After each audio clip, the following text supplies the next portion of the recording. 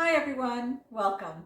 In today's video, I am going to show you step by step how I put together a little tea party for two in an Alice in Wonderland theme right here on my coffee table in the living room.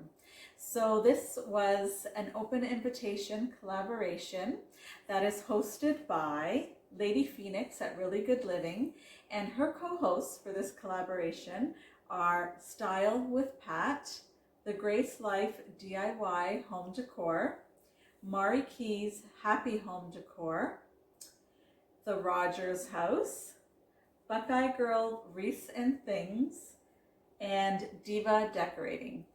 Ladies, I all consider my YouTube friends, and Lady Phoenix a very good friend of mine.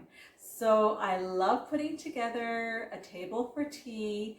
This one was a lot of fun. It's always a little more fun when there's a theme behind it. So I decided to really go with the black and white harlequin that you often see with anything associated with Alice in Wonderland. So I started with my black and white harlequin runner, which Lady Phoenix indicated in a previous video of mine just recently that she loved.